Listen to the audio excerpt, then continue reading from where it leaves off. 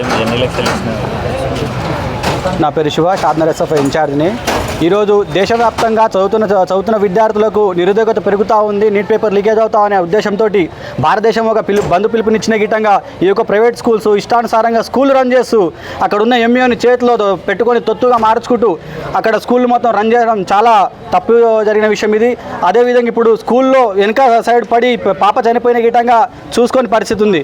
ఈరోజు కొందరు కావచ్చు, చదువురు కూడా కావచ్చు, చాలాసార్లు గతంలో మీకు చెప్పాము. ఎంఈఓ గారికి సీరియస్గా నేను చెప్తా ఉన్నా, మీరు విద్యా అధికారులా లేకపోతే స్కూళ్ళకు తొత్తుగాల్లా, అసలు మీకు బుద్ధి ఉందా ఇంతగాని అడుగుతా ఉన్నా. ఎందుకంటే గతంలో చాలాసార్లు స్కూళ్ళకు పర్మిషన్ లేవరని ఆయన మీరు పట్టించుకోండి అని చెప్పిన గిట్టంగా వాళ్ళ అసలు అధికారాలు ఏమేమి ఉన్నాయో వాళ్ళకి తెలియని పరిస్థితి. మన రాష్ట్రంలో ఇప్పటి గిట్టంగా ఎంఈఓ ఒక విద్యాధికారి అంటే ఆయనకు ఉన్న అధికారాలు ఏంటంటే కూడా తెలియని పరిస్థితి ఉంది. మీరు ఇలాంటి వాళ్ళు ఎంఏలుగా ఉండి ఇక్కడ చేసేదేం లేదు, రిజైన్లు చేసి మీరు చేసే టీచర్ జాబ్లకైనా ఉండి కానీ అరాకూర తెలిసిన మీ నాలెడ్జ్ తోటి ఎంఏలుగా మండలాన్ని మేము పాలిస్తామని వచ్చి ఆ ప్రైవేట్ స్కూళ్ళకి ఇష్టానుసారంగా పర్మిషన్లు ఇచ్చి ఓపెన్ పర్మిషన్లు ఇచ్చి విద్యార్థుల జీవితాలను నాశనం పట్టియకండి అని చెప్పేసి నేను గట్టిగా తెలియజేస్తా ఉన్నా. ఈ రోజు ఏదైతే జరిగిన ఏదో పాప మరణం ఏదైతే ఉందో దీనికి ఖచ్చితంగా ఆ యొక్క మండల ఎంఈఓ గారే కారణం, దాని తర్వాత స్కూల్ యాజనం కారణం.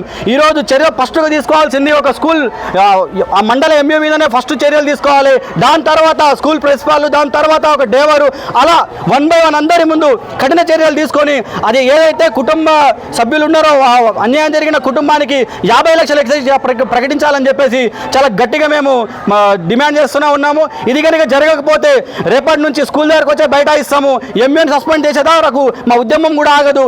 మా తడాక ఏంటో చూపిస్తాం, విద్యార్థి సంఘాలుగా ఏందో గిట్ట మేము అందరం కలిసికట్టు ముంగలొచ్చి మేము విద్యార్థి సంఘాలుగా మీకు ఉన్నాయని గుర్తు చేసి మీ అధికారాలు ఏమేమి ఉన్నాయో గిట్టంగా మేము చెప్పడానికి సిద్ధంగా ఉన్నాం. మీకు చేత కాకపోతే మీరు బుద్ధి తెచ్చుకోవాలని చెప్పేసి కోరుకుంటూ ఈ ఏదైతే అన్యాయం జరిగిన కుటుంబం ఉందో దానికి ఆదుకోవాలని చెప్పేసి ఈ యొక్క ప్రభుత్వాన్ని నేను వేడుకుంటాను.